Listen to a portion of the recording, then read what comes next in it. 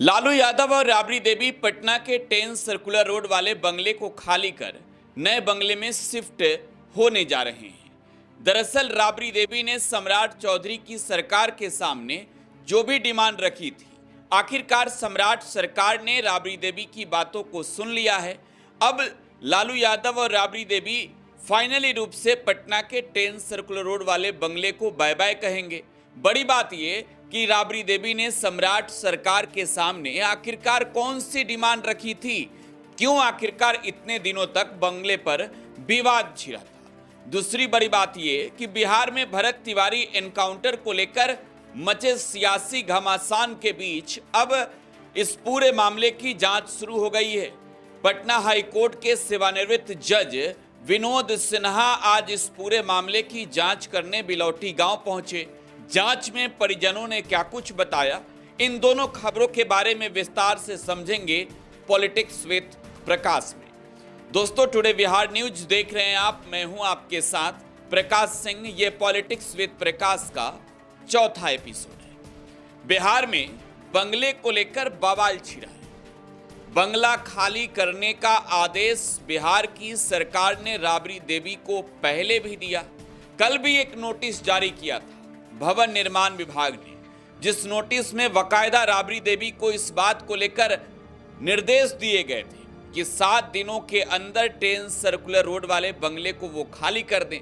पूर्व में भी इस बंगले को खाली करने के लिए सम्राट चौधरी की सरकार ने राबड़ी देवी को नोटिस दिया। इससे पहले नीतीश कुमार की सरकार जब 2025 में बनी, विपक्ष पर सबसे बड़ा प्रहार नीतीश कुमार के नेतृत्व वाली सरकार ने राबड़ी देवी के बंगले को लेकर ही किया था। तब सरकार ने राबड़ी देवी को बंगला खाली करने का नोटिस थमाया था। अब बिहार सरकार ने 10 सर्कुलर रोड वाले बंगले को बिहार सरकार के पशुपालन विभाग के मंत्री नंद किशोर राम को आवंटित किया है। दलित जाति से आने वाले नंद किशोर राम पटना के 10 सर्कुलर रोड वाले बंगले में रहेंगे। राबड़ी देवी ने जब यह फैसला लिया कि वो 10 सर्कुलर रोड वाले बंगले को खाली कर रही है, इस बात को लेकर चर्चाएं काफी हुई कि आखिरकार राबड़ी देवी ने ऐसा फैसला कैसे ले लिया। ये वही राबड़ी देवी हैं जिन्होंने सम्राट चौधरी की सरकार को चुनौती दिया था, कहा था कि सम्राट चौधरी पुलिस फोर्स लगा लें, ऐसे तो बंगला खाली नहीं करेंगे। अब वो मुख्यमंत्री बन गए हैं। बहरहाल बंगले को लेकर बिहार में खूब सियासी बयानबाजियां हुई। बिहार के मुख्यमंत्री इस तरीके से बयान दे रहे थे जैसे सड़क चलते किसी नेता ने अपने विरोधी पर बयान दिए हों। बिहार के मुख्यमंत्री तो सरेआम भरे मंचों से बंगले को बपौती सियासत की बात वो करते करते अपने विपक्षी को खुले मंच से बंगले के नाम पर ही घसीट रहे थे। लेकिन राबड़ी देवी के बारे में आपको मालूम होगा, राबड़ी देवी एक ऐसी महिला है जिन्होंने परिवार भी चलाया है और सरकार भी चलाया है, राजनीतिक रूप से भी अनुभवी हैं। साथ ही साथ राबड़ी देवी के पास पारिवारिक अनुभव भी काफी अधिक है। राबड़ी देवी ने सम्राट चौधरी के इस फैसले पर सियासी कदम आगे नहीं बढ़ाने दिए। राबड़ी देवी ने पहले तो यह फैसला कर लिया कि भले सम्राट चौधरी को जो करना है वो कर ले।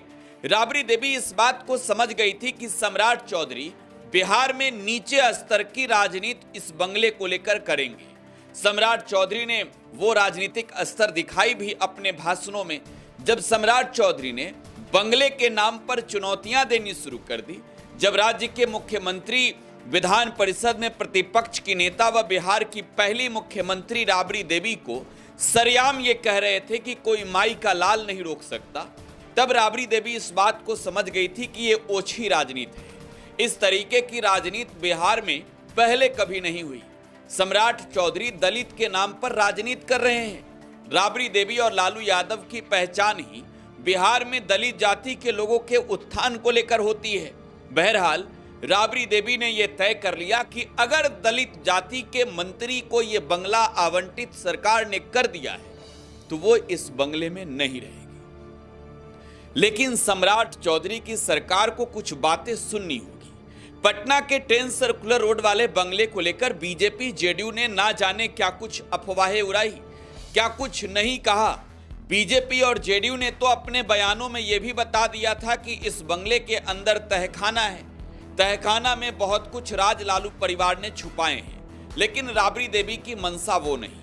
राबड़ी देवी किसी तहखाने को लेकर अपने सरकारी बंगले को खाली करने से इनकार नहीं कर रही थी, बल्कि वास्तविकता ये है कि राबड़ी देवी के पति व बिहार के पूर्व मुख्यमंत्री राष्ट्रीय जनता दल के मुखिया लालू प्रसाद यादव की सेहत ठीक नहीं रहती है।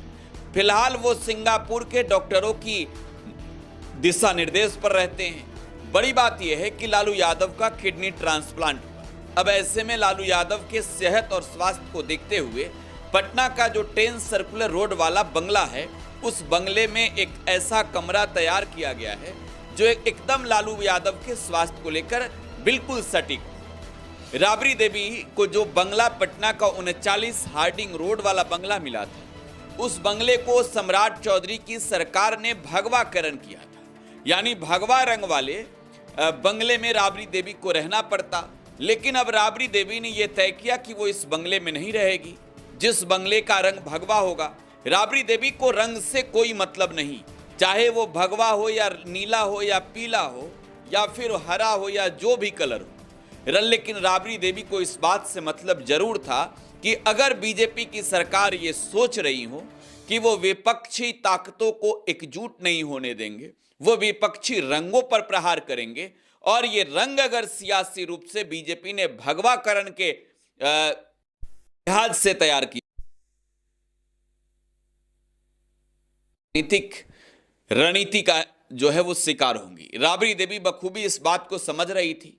सरकार के सामने राबड़ी देवी ने 2 बड़े प्रस्ताव रखे थे। पहला बड़ा प्रस्ताव यह था कि लालू प्रसाद यादव, देखिए बिहार के पूर्व मुख्यमंत्री हैं और राबड़ी देवी के पति हैं, उनके सेहत और स्वास्थ्य को ध्यान में रखते हुए इस बंगले में एक ऐसा कमरा तैयार करवाई जाए जिस बंगले के कमरे में लालू यादव रह सके और उनके स्वास्थ्य पर किसी प्रकार का असर नहीं पड़े। तो बड़ी बात यह है कि सम्राट चौधरी की सरकार को झुकना पड़ा है और सम्राट चौधरी की सरकार को राबड़ी देवी की इस बात को सुनना पड़ा है। दूसरी बड़ी बात कि राबड़ी देवी ने कहा था कि बंगले को जो है वो जो पार्टी का कलर है, जो राष्ट्रीय जनता दल का चुनावी झंडा आप कहें या फिर सिंबल कहें या जो कुछ भी कहें, जो पार्टी का कलर है वो कलर हरा डार्क ग्रीन है। लेकिन अगर सरकार ये कहती है कि भगवा कलर के बंगले में जाना है तो वो प्रवेश नहीं करेगी उस बंगले में, क्योंकि राजनीतिक रूप से किसी भी बंगले का इस्तेमाल सरकार नहीं कर सकती है और सरकार ऐसे में मजबूर भी नहीं कर सकती है। तो राबड़ी देवी के कहे अनुसार राष्ट्रीय जनता दल का जो रंग है, चाहे वो आप झंडे का रंग देख रहे हो या गमछे का, हरे रंग से उनके घर को तैयार करवाया गया है। और आप तस्वीर देख भी सकते हैं, हम आपको वो तस्वीर दिखा भी रहे हैं। पटना के 39 हार्डिंग रोड स्थित इस बंगले का दृश्य आप देख सकते हैं, जहां राबड़ी देवी अब रहेंगी। बिहार की पूर्व मुख्यमंत्री हैं वो, और राबड़ी देवी के साथ लालू प्रसाद यादव भी इसी बंगले में रहेंगे। बड़ी बात यह कि राबड़ी देवी को जो बंगला पहले से मिला हुआ था बिहार के पूर्व मुख्यमंत्री होने के बाद 10 सर्कुलर रोड का, उस बंगले को वो खाली करेगी।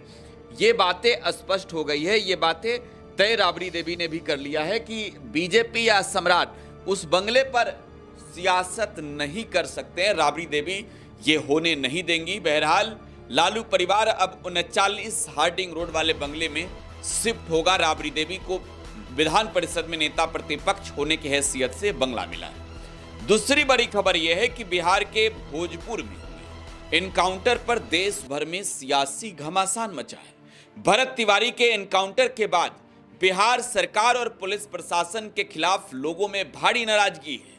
ये नाराजगी सिर्फ आरा और भोजपुर सहित शाहाबाद के इलाके में नहीं, बल्कि पूरे बिहार और हिंदुस्तान में भरत तिवारी के एनकाउंटर को लेकर लोगों में रोष है। इस बीच कल महापंचायत हुआ। देर रात भोजपुर के एसपी मिस्टर राज परिवार के लोगों से मुलाकात करने पहुंचे। भरत तिवारी के परिवार के सामने बैठकर मिस्टर राज ने यह कहा कि वो उनकी बातों को सुनने आए हैं, जो कुछ भी होगा उचित वो काम करेंगे। भरत तिवारी के परिवार से आज इस पूरे मामले को लेकर हाईकोर्ट के सेवानिवृत्त जज विनोद कुमार सिन्हा पहुंचे, जहां उन्होंने मुलाकात की। आपको बताएं कि बिहार सरकार ने इस पूरे मामले की जुडिशियल इंक्वायरी के आदेश दिए हैं। लिहाजा इस पूरे घटनाक्रम को अब जो रिटायर्ड जज पहुंचे थे इस पूरे मामले का अनुसंधान करने, उन्होंने बारीकी से इस घटनाक्रम को समझा है, साथ ही साथ स्पष्ट रूप से कहा है कि इस पूरे मामले की निष्पक्ष जांच कराई जाएगी। हम आपको वो तस्वीर भी दिखा रहे हैं। ये हाईकोर्ट के रिटायर्ड जज हैं जिनके नेतृत्व में बिहार में न्यायिक जांच जो है वो भरत तिवारी एनकाउंटर मामले की हो रही है, और इस पूरे मामले से बहुत जल्द पर्दा हटने वाला है, क्योंकि इस पूरे मामले की वो बाकायदा जांच ही नहीं करेंगे, बल्कि परिवार ने जो कहा है, जो कुछ भी बातें कही है, उन तमाम बिंदुओं पर भी अनुसंधान करेंगे। परिवार के लोगों को भी इस बात को स्पष्ट रूप से समझ आना चाहिए कि आखिरकार उनके बच्चे के साथ क्या हुआ था। बहरहाल उनके कंधे पर एक बड़ी जिम्मेवारी है, क्योंकि इस पूरे मामले में आरोप भोजपुर पुलिस के बड़े अधिकारियों पर है। एक डीवाईएसपी रैंक के अधिकारी जो जगदीशपुर के एसडीपीओ थे, उन्हें हटा दिया गया है। अब उनके जगह पर पंकज मिश्रा को जो है वो जगदीशपुर का एसडीपीओ बनाया गया है। लेकिन आज जब इस पूरे मामले की न्यायिक जांच शुरू हुई है, तो लोगों में एक तौर पर कहें तो उत्साह और उम्मीद है कि भरत तिवारी को न्याय जरूर मिलेगा। इस रिपोर्ट में बस इतना ही। आप पॉलिटिक्स विद प्रकाश देखने के लिए यूट्यूब पर टुडे बिहार न्यूज को सब्सक्राइब कर लें। लेटेस्ट अपडेट के लिए बेल आइकन जरूर प्रेस करें। साथ ही साथ फेसबुक पर अगर आप देख रहे हैं तो पेज को लाइक करें, फॉलो करें, वीडियो को शेयर जरूर करें। धन्यवाद।